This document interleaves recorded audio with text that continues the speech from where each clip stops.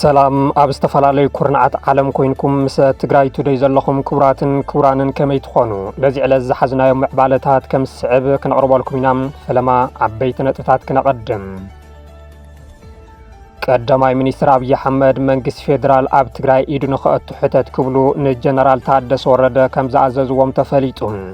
ጀነራል ታደሰ ወረደ ግና ካብ መንግስት ፌደራል ከምዚ ዓይነት ሕቶ ኣይቀርበለይን እንተዝቀርበለይ እውን ጻውዒት ኣይገብርን ምባሎም ዝዝከር እዩ ኣይተ ጌታቸው ረዳ ህወሓት ከበሮ ኩናት ይወቅዕ ኣሎ ክብሉ ከሲሶም በቋንቋ እንግሊዘኛ ንኑሕ ዝበለ ጽሑፍ ኣብ ማሕበራዊ ሚድያ ዝጽሓፉ ኣይተ ጌታቸው ረዳም ተረኽ ኩናት ሰላም ምጽላእን ቀንዲ ባህርያታት ህወሓት ኮይኖም ቀጺሎም ኣለዉ ኢሎም ንባዕሉ ምንቅስቃስ ደለይቲ ለውጢ ትግራይ ብዝብል ዝጽውዕን በእኒ ጀነራል ጻድቃን ገብረትንሳኤ ዝምራሕን ውዳበም ኣብ ትግራይ እቲ ሕዚ ዘሎ ጊዜያዊ ምምሕዳር ከም ብሓድሽ ሓቋፋይ ኮይኑ ንኽጣየሽ ጸዊዑ እቲ ብህወሓት ዝግበር ዘሎ ነባር ቤት ምኽሪ ናይ ምምላስ ምንቅስቃስ ድማ ጻሕታራይ ኩናት ክብል ገሊጽዎም ሕብረት ኣውሮፓ ኩነታት ትግራይ ዓብዪ ስክፍታ ፈጢሩ ለይሉ ንውዕሊ ፕሪቶርያ ዝጥሕሱ ተግባራት ካብ ምፍጻም ምእርናብ ከም ዘድሊ እውን ኣገንዚቡ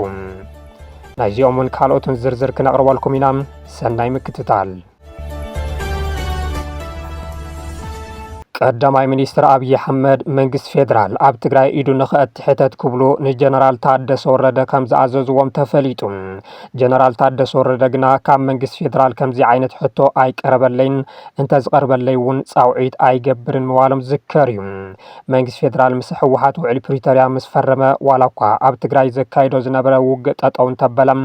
ብስነ ልቦና ብመንነትን ግዝኣትን ብማሕበረ ቁጠባውን ፖለቲካውን ዝገብሮ ዝነበረ ሓስያ ግና ዝያዳ ኣጠናኺሩ ቀጺሉ እምበር ኣይፈትሖን እኳ ዳስ ግዝኣት ትግራይ ተመዛበልትን ንኸይምለሱ ገይሩ ኣብ ዓለም ተራእዩ ዘይፈልጥ ሰላሕታዊ ጽንተት ንኽፍጸም ካብ ምግባሩ ብተወሳኺ ንተወዓዓልዩ ህወሓት ሕጋውነቱ ሰሪዙ ብውስን መልክዑ ጀሚርዎም ዝነበሩ ማሕበረ ቁጠባዊ ግልጋሎታት እውን ንኽቋረፁ ብምግባር ካሊእ መልክዕ ጆኖሳይድ ቀጺሉሉ ይርከብ በዚ እውን ኣብዚ ሕዚ እዋን በጀትን ነዳድን መሰረታዊ ሸቐጣትን ግልጋሎት ባንክታትን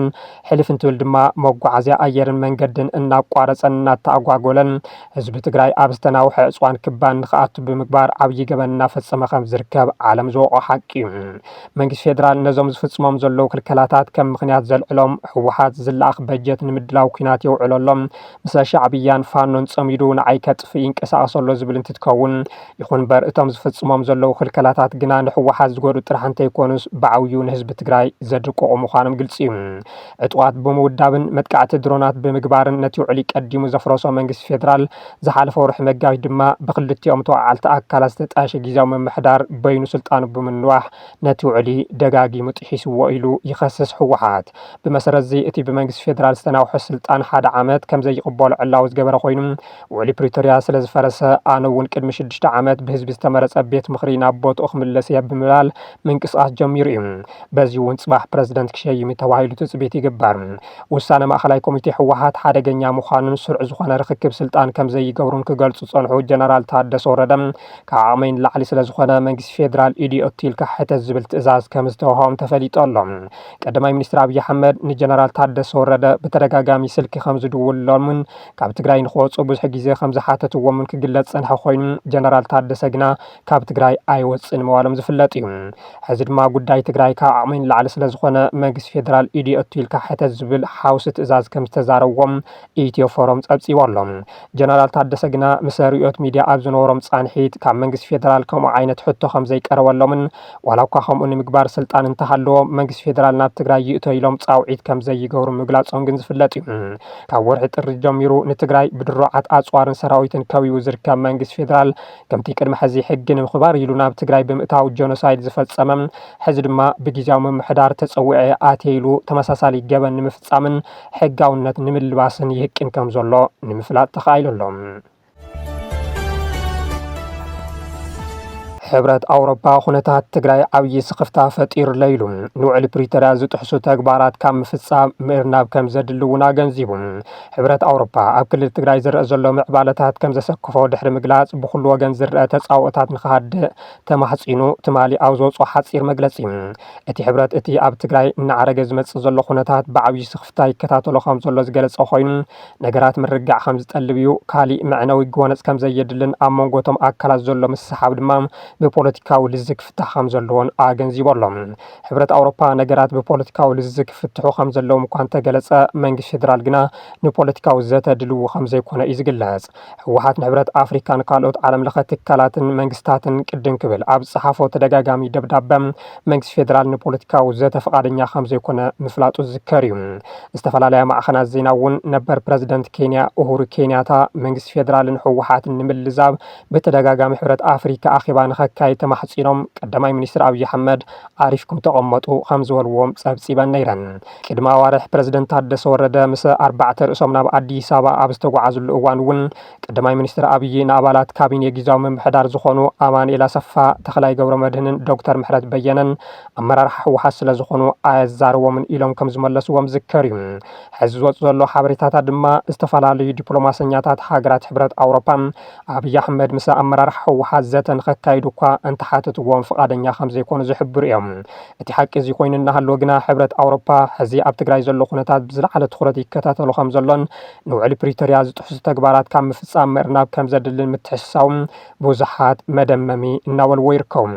ውዕሊ ፕሪቶርያ ምጥሓስ ካብ ዝጅምር ዓመታት ሓሊፍዎም መንግስቲ ፌደራል ብመሰረት እቲ ውዕልን ሕገ መንግስትን ግዝኣትን ተመዛበልትን ትግራይ ንኸይምለሱ እንትኽልክል መሃያ ሰራሕተኛታት መንግስቲ ሓዊሱ በጀት ትግራይ እንትኸልእ ነዳድን ሸቐጣትን ባንክታትን መጓዓዝያን እንትኸልም ዕጡዋት እንተሰልጥንን እንታይ ኣፉ ለጊምዎ ነይሩ ብምባል ዝሓቱን ውሕዳት ኣይኮኑን። ኣይተ ጌታቸው ረዳ ህወሓት ከብሮ ኩናት ይወቅዕ ኣሎ ክብሉ ከሲሶም ብቋንቋ እንግሊዝኛ ንውሕ ዝበለ ጽሑፍ ኣብ ማሕበራዊ ሚድያ ዝፅሓፉ ኣይተ ጌታቸው ረዳ ተረኽ ኩናት ሰላም ምጽላእን ቀንዲ ባህርያታት ህወሓት ኮይኖም ክብሉ ወቂሶም ቅድሚ ኩናት ይኹን ኣብ እዋን ኩናት ኣፈኛ ህወሓት ብምዃን ከበሮ ኩናት ዝድስቁ ዝነበሩን ብዙሓት መናእሰይ ንዕኦም ተኸቲሎም ንዓዶም ክብሉ መስዋዕቲ ንክኸፍሉ ዝገበሩን ኣይተ ጌታቸው ረዳ ሕዚ ነቲ ዝነበርዎ ውድብ ካብ ኩናት ወፃኢ ካሊእ ዘይፈልጥ ክብሉ ተሰሚዖም ሓደ እዋን ዝኽበር ዝነበረ ፖለቲካ ውዳበ ህወሓት ሕዚ ኩናት ብሕታዊ ቋንቋ ኮይኑ መሪሕነት ህወሓት ምስ ጠለባት ድሕሪ ኩናት ሕውየት ሕብረ ፖለቲካ ዲሞክራሲያዊ ምህዳር ክላመድ ስለ ዘይከኣለ ኣብ ልምዲ ወተሃደራዊ ፖለቲካን ዘይርጉእ ስምዒትን ተዓጽዩ ይቕጽል ኣሎ ድማ ኢሎም። ኣብዚ ቀረባ እዋን ኣባል ማእኸላይ ኮሚቴ ህወሓት ዶክተር አዲስ ኣለም ባሌማ ተዛሪምዎ ተባሂሉ ዝወፀ ድምፂ መበገሲ ብምግባር ዝፀሓፉ ኣይተ ጌታቸው ድሕሪ ሕዚ ትግራይ ብፖለቲካውን ስትራቴጂካውን መዳይ ንበይና ከም ዘይኮነት ምስ ፌደራል መንግስቲ ኢትዮጵያ ብዝግበር ኩናት ምስ ዕጡቃት ውሽጢ ዓዲ ጉጅለታትን ምስ ስርዓት ኤርትራን ሓዊሱን ግዳማዊ ተዋሳእቲ ምቹው ምሕዝነት ከም ዝማዕበለትን ምግላጾም የዘኻኽሩ። ህወሓት ምስ መሻርክቱን ወተሃደራዊ ግጥም ምድለዋት ከም ዝዛዘመ ካብ ድምፂ ዶክተር አዲስ ኣለም ባሌማ ምርጋጽ ከም ዝከኣልን ካብዚ ሓሊፉ መንግስቲ ሱዳን ወደባትን ሎጂስቲካዊ መስመራትን ክንጥቀም ፈቐዲልና ኣይመዋሎም ናብ ሰላማዊ ፍታሕ ዝወስዱ ውሁድ ፃዕሪ ኣብ ዝጠልበሉ እዋን ዝተለዓሉ ሸለልትነት ዝተመልኦም ኣባህላታት ምዃኖም ገሊጾም መሪሕነት ህወሓት ኣብ ክንዲ ንህይወት ታራ ተጋሩ ዘመሓይሽ ፖሊስታት ዝሕንፅፅ ኩናት ፍልፍል ሕጋውነት ገይሩ መንፈስ ኩናት ምጽዋዕ ይቕጽል ከም ዘሎም ከምዚ ዝበለ ባህርያዊ ድለት ውድባዊ ብቕዓት ዘርኢ ኣይኮነን እንታይ ደኣ ፖለቲካዊ ምኽሳር ምዃኑ ዘየጋግ መርትዑ ይኽብሉ ኣይተ ጌታቸው ረዳ ገሊጾም እቲ ብወገን ህወሓት ዝግበር ዘሎ ዝበልዎ ምድላው ኩናት ነቲ ንዶክተር አዲስ ኣለም ሓዊሱን ካብ ቤት ማእሰርቲ ንክፍትሑ ዝገበረን ተነጻጻሪ ሰላም ዘምፀን ውዕሊ ፕሪቶርያ ምፍራስ ከም ዝኾነ ዝገለጹ ኣይተ ጌታቸው ሳዕብየኑ ድማ ህዝቢ ትግራይ ከም ዝሽከሞ እዮም ገሊጾም መጻኢ ዕድል ትግራይ ምስ ናይ ገዛ ርእሶም ረብሓ ዘስዕቡ ናይ ውሽጢ ዓድን ወፃእን ተዋሳእቲ ኣብ ዝግበር ኣዝዩ ዓናዊ ምድለዋት ዘይኮነስ ኣብ ነዊሕ እዋን ዝተጻዕነ ዳግመ ህንፀት ሰላማዊ ፖለቲካ ምስ ፌደራል መንግስቲ ሃናፂ ጽምዶ ምህላው ብሓቅን ህዝብና ዝሓሊ ሰብ ነቲ መታለሊ ኩናት ንሓንሳብን ንሓዋርን ብዘይ ምግናን ክነጽጎሎ ብምባል ድማ ንምምዓድ ፈቲኖም ኣይተ ጌታቸው ኣብቲ ነዊሕ ጽሕፎም ብዛዕባ ህወሓት መርገም እምበር ብዛዕባ እቲ ንግዛኣት ትግራይ ሕዲጉ ሚልዮናት ኣብ ኬንዳ ደርቢዩ ንክጸንቱ ዝገብር ዘሎ ኣጸጊዕዎም ዘሎ ስርዓት ግና ዋላ ሓንቲ ትንፍሰ ይዋሉ ህወሓት ከበሮ ኩናት እናውቀ ዝርከብ እንተኾይኑ በቲ ንሶም ዘለውሉ ስርዓት ከም መበገስ ኩናት ዝኾኑ ነገራት ንኸይህሉ እንታይ ወጊን ዝብል ሕቶ ናይ ብዙሓት ኮይኑ ኣይተ ጌታቸው ግና እስቲ ነቲ ዝሕለቕሉ ዘሎ መንግስቲ ፌደራል ግዝኣት ትግራይን ተመዛበልትን መሊስካ ንህወሓት ምክንያት ኩናት ኣስእኖ ኢሎም ዶ መኺሮም ወይ ፈልጡ ይኾኑ ዝብል ሰብ እውን ኣይተሰኣነን ኣይተ ጌታቸው ረዳ ብሓቅን ህዝቢ ትግራይ ዝሕለቑ እንተኾይኖም ሕዚ እውን ነቲ ንዓመታት ገባር ሓዳጊ ዝነበሩሉ ውድብ ህወሓት ምርጋም ጥራሕ እንተይኮነስ ነቲ ግዝኣት ትግራይ መንጢሉ በጀትን ካልኦት ግልጋሎታትን ከልኪሉ ህዝቢ ትግራይ ብሰላሕታ ንኻልቕ ክተልቅ ዝገብር ዘሎ ስርዓት ብልጽግና ሓንቲ ቃል እኳ ክድርቡ ኢሉ ምተገብአ ዝብሉ ለዋሃት ኣይጠፍኡን። ዕላማት ጽሑፍ ግና ግፍዕን በደልን ህዝቢ ትግራይ ንምቅላዕ እንተይኮነስ ንሕወሓት ደላይ ኩናት ጌርካ ንምስኣልን ነቲ ዘለውሉ ስርዓት ድማ ብፁዕን ደላይ ሰላም ጌርካ ንማሕበረሰብ ዓለም ብቋንቁ ንምርዳእን ከም ዝኾነ ሃሁ ፖለቲካ ንዝፈልጥ ግልፂ ዝብሉ ርእይቶታት ይለዓል ኣለዉ። ንባዕሉ ምንቅስቃስ ደለይቲ ለውጢ ትግራይ ብዝብል ዝፅውዕን ብኒ ጀነራል ጻድቃን ገብረትንሳኤ ዝምራሕን ውዳበ ኣብ ትግራይ እቲ ሕዚ ዘሎ ጊዜያዊ ምምሕዳር ከም ብሓድሽ ሓቋፋይ ኮይኑ ንኽጣየሽ ፀዊዑ። እቲ ብሕወሓት ዝግበር ዘሎ ነባር ቤት ምኽሪ ናይ ምምላስ ምንቅስቃስ ድማ ጻህታራይ ኩናት ክብል ገሊፅዎም። እቲ 4 ተቃወምቲ ውድባት ፖለቲካ ዝሓቆፈ ነገር ግና ምንቅስቃስ ደለይቲ ለውጢ ትግራይ ኢሉ ዝወደበ ብእኒ ጀነራል ጻድቃን ገብረትንሳኤ ዝምራሕ ውዳበ ሎሚ 23 ሚያዝያ 2018 ዓ.ም ኣብ ዝሃቦ መግለፂ ኣብ እዋናዊ ፖለቲካዊ ኩነታት ትግራይ ኣድሂቡ ሰፊሕን ዓሚቑን ዘተ ኣካይደ ኢሉ። ኣብ ልዕሊ ህዝቢ ትግራይ ክካየድ ዝጸንሐ ልፍንታዊ ደማዊ ኩናት ብመስዋእቲ ጀጋኑ ደቂ ትግራይ ዶ ክብልን ኣፈላላያት ብልዚ ክፍትሑን ዘኽእል ስምምዕነት ፕሪቶርያ ብምፍራሙ ተኽሲ ደው ኢሉ በብዕለቱ ብጥይት ዝመውትን ዝመዛበልን ዝነበረ ትግራዋይ እንተነኣሰ ካብ ድምፂ ተኽሲ ዕረፍቲ ክረክብ ካብ ዝጅመር ዛጊድ 3 ዓመት ገይሩ ዝበለት ይውዳበ። ህዝቢ ትግራይ ስምምዕነት ሰላም ፕሪቶርያ ብሰላማውን ሕጋዊ መንገዲ ብሙሉእነት ክትግበርን ናብ ሙሉእ ሰላምን ልምዓትን ክሰጋገርን ድማ ኩሎም ፀገማቱ ተፃዊሩን ብሃንቀውታ ይፅበለ ኢሉ። ኣብ እዋን እቲ ካብ ልክዕ ዝዘለለ ምፅባይ ብሰላሕታ ዝሃልቕ ዘሎ ህዝቢ ግና እቲ ውዳበ ኣይተርኣዮን። ይኹን እምበር ብዘይ ኩናት ክነብር ይኽእል ድሕሪ ጉጅለ ሕወሓት ብምኽንያት ስምምዕነት ፕሪቶርያ ምስ ዝኮረዩን ዝተኮለፉን ሓይልታት ዝኾኑ ሻዕብያን ፋኖን ብምጽማድ ትግራይ ዳግም ማእኸል ዓውዲ ኩናት ንምግባር ህዝቢ ትግራይ መሊእኻ ንምጽናትን ዳንኪራ ኩናት ኣብ ምውቃዕ ይርከብ ክብል ዝኸሰሰ ኮይኑ እዚ ናይ ኩናትን ጥፍኣትን ጽምዶ ንኩናት ቅድመ ምድላዋት ወዲኡ ፈኸራታት ኩናት ምእዋጅ ካብ ዝጅምር ዋላ እኳ ዝጸንሐ እንተኾነ ሕዚ ግን ናብ ሙሉእ ኩናት ንምእታው ብዕሊ ስምምዕነት ፕሪቶርያ ፈሪሱ ኢሉ ኣውጆ ኣሎ ይብል። ጉጅለ ሕወሓት ስምምዕነት ፕሪቶርያ መሰረት ዝገበረ ሓቋፋይን ኣሳታፋይን ጊዜያዊ ምምሕዳር ናይ ምጥያሽ ዕድላት ኩሎም ብምዕጋት ነቲ ንባዕሉ ብሒቱ ብስም ስምምዕነት ፕሪቶርያ ክጣየሽ ዝገብሮ ጊዜያዊ ምምሕዳር ብሓይልን ምፍራስን ብሓፍሻ ድማ ንስምምዕነት ሰላም ፕሪቶርያ ብምፍራስ ነቲ ብስምምዕነት ሰላም ፕሪቶርያ ዝፈረሰን ጊዜኡ ዝሓለፎን ቤት ምኽሪ ንምምላስ ወሲኑ ሰፊሕ ምንቅስቃስ ይገብር ከም ዘሎን ምንቅስቃስ ደለይቲ ለውጢ ትግራይ ብዝርዝር ገምጊሙን እዞም ስዑ ውሳነታትን መርገፅታትን ኣሕሊፎ ኣሎ ክብል በዓል 5 ነጥቢ መግለፂ ቅዋም ዕላው ገይሩ። ስምምዕነት ሰላም ፕሪቶርያ ብሰላማዊ መንገድን ብልዝብን ከይተሸራረፈ ክትግበር ብስምምዕነት ፕሪቶርያ ዝተጣየሸ ጊዜያዊ ምምሕዳር ንኩሎም ፖለቲካዊ ሓይልታት ሓቋፋይን ኣሳታፋይን ኮይኑ ዳግም ክጣየሽ ኣብ መላእ ትግራይ ናይ ኩሎም ፖለቲካዊ ሓይልታት ተሳትፎን ናይ ህዝቢ ወሳንነትን ዘረጋግፅ ኣብያተ ምኽሪ ካብ ክልል ክሳብ ጣብያ ክጣየሻን ህዝቢ በዓሉ ምምሕዳሩ ክመርፅን ብጉጅለ ሕወሓት ዝግበር ዘሎ ነባር ቤት ምኽሪ ምምላስ ዝብል ሓደገኛን ጻሕታሪ ኩናትን ተግባራዊ ምንቅስቃስ ዶ ክብል ፖለቲካዊ ኣፈላላያት ብብረት ዘይኮኑስ ብሰላማዊ ልዝብን ድርድርን ክፍትሑ ከም ዝግባእ ወሲነ ክብል እውን ኣፍሊጡ። ካብዚ ሓሊፉ መንገዲ ኩናትን ጥፍኣትን ብምምራፅ ምስ ሰፋሕቲ ጉለታቱ ብስምምዕነት ፕሪቶርያ ንዝተጣየሸን ብምዃኑ ድማ ንሕና ሓቋፋይን ኣሳታፋይን ኮይኑ ዳግም ክጣየሽ እንቃላሰሉ ዘለናን ምምሕዳር ጠቕሊልካ ብሓይሊ ብረት ብምፍራስ ስምምዕ ሰላም ፕሪቶርያ ፍሪስካ ንጉጅላዊ ረብሓ ክበሃል ንህዝቢ ትግራይ መሊስካ ናብ ኩናት ንምእታው ዝግበር ዕንደራ ደለይቲ ለውጢ ሓይልታት ትግራይ ብትሪ ንኹንኖን ንቃለሶን እውን ኢሉ። እዚ ብእኒ ጀነራል ጻድቃን ዝምራሕ ውዳበ ካብ መንግስቲ ፌደራል በጀት እናተሰልዐሉ ዝንቀሳቐስን ነቲ ኣብ ዓፋር ዝርከብ ዕጡቕ ሓይሊ ዝውድብ ኮይኑ ቅድሚ ሕዚ ኣብ ትግራይ ድሕሪ ጊዜያዊ ምምሕዳር ክህልው ብዛዕባ ዝኽእል ካውንስል ሽግግር መንግስቲ ከጣይሽ ምዋሉ ዝዝከር እዩ። ካብዚ ሓሊፉ ንክልተ ዓመታት ፕረዚደንት ጊዜያዊ ምምሕዳር ኮይኖም ብዛዕባ ሓቋፋይ መንግስቲ ዘየልዕሉ ዝነበሩ ጀነራል ጻድቃን ሕዚ ግና ኣብ ትግራይ ሓቋፋይ መንግስቲ ንክጣየሽ ተመሊሶም ስልጣን ንክሕዙን ባህጎን ከም ዝኾነ እዚ ምስክር እዩ ዝብሉ እውን ኣይተሰኣኑን። እቲ ዝገርም ግና ካብ ትግራይ ሃዲሞም ኣብ ጓጓ ስርዓት ብልጽግና ተሸጒጦም ዝርከቡ ኩሎም ሓይልታት እቲ ስርዓት ኣብ ልዕሊ ህዝቢ ትግራይ ዝፍጽሞ ዘሎ መጓነይን ግፍዕን በደልን ኣይንታይ ምዃኑ ካብ ዘውፅዎም መግለጽታት ብደንቢ ምርጋጽ ከም ዝከኣል ብዙሓት እናገልጹ ይርከቡ። ታሪኻውን ጥንታውን ሓድጊ ነጋሽ ኣብ ጊዜያዊ መዝገብ ሓድግታት ዓለም ተመዝጊቡ ተባሂሉ። ነጋሽ ማእኸል ፈላማይ ሂጅራ 615 ዓመተ ምህረት ምልክት ፍቕሪ፣ ሰብኣውነት፣ ፍትሒ፣ ነጻነት፣ ምክኣልን ብምዃን ረዚን ታሪኽን ዝወነነት እያ።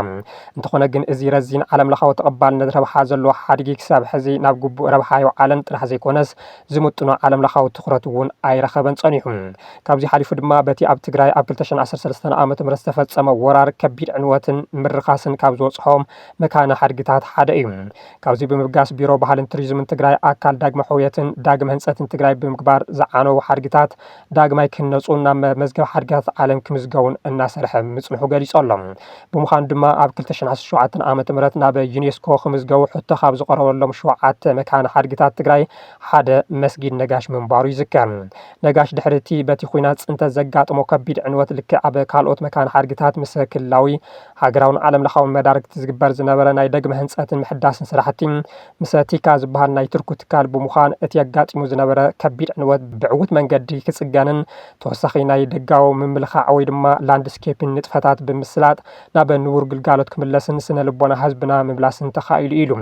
ጎና ጎንቲ ናይ ዳግመ ጽገና ስራሕቲ መካነ ሓድጊ ነጋሽ ኣብ መዝገብ ሓድግታት ዓለም ንክምዝገብ ብዘቕረብናዮ ሕቶ ዝምልከቶ ናይ ፌደራል በዓል መዝገብ ሓድግታት ኢትዮጵያ ቅልጡፍ ምላሽ ብምሃብ ከይዲ መጽናዕትን ተወሳኽቲ ኩሎም ከይድታትን ኣብዚ ዓመት መጀመርያ ጀሚሩ እናተሳለጠ ጸኒሑ ኢሉ ቢሮ ባህልን ቱሪዝምን ትግራይ በቲ ናይ ዩኔስኮ መምርሕ መሰረት ድማ በዓል መዝገብ ሓድግታት ኢትዮጵያ ምስ ቢሮ ባህልን ቱሪዝምን ብሓባር ብምዃን ሰነድ ተዳልዩ ምስ ሕብረተሰብ ኣብ ባይታ ወሪድካ ዝርብ ምይጥን ተሳሊጡ ናይ ሰብ ሞያ ምልከታታት ተሳሊጡ ምስ ጉዳያት እስልምና ምይጣትን ምርዳእትን ተገይሩ ኣብ መወዳእታ ሓበራዊ ሰነድ ተዳልዩ ናብ ጊዜያዊ መዝገብ ዩኔስኮ በዓል መዝገብ ሓድግታት ኢትዮጵያ ኣታዊ ተገይሩ እዩ እዚ ኩሉ ከይዲ ሓሊፉ እቲ መካነ ሓድጊ ኣብ ጊዜያዊ መዝገብ ሓድግታት ዓለም ወይ ድማ ዩኔስኮ ተንታቲቭ ሊስት ከም ዝተመዝገበ ኣብ ዕላዊ ድሕረ ገጽ እቲ ትካል ተረጋጊጾሎም ዋላ እኳ ካብ ድሕሪ ሕዚ ወሰንቲ ስራሕቲ ዝጽበዩ እንትኾኑ እዚ ግን ዓብዪ ምዕባለን ዓወትን ምዃኑ እቲ ቢሮ ገሊጹ ክቡራት ተኸታተልትና ነዚ ዕለት ዝሓዝናዮም ሓበሬታታት ነዚኦም ይመስሉ ነይሮም ስለ ዝተኸታተልኩምና ኣዝና ብምስጋን ኣብዚ ክንፍለየኩም ሰላም ድሓን ኩኑ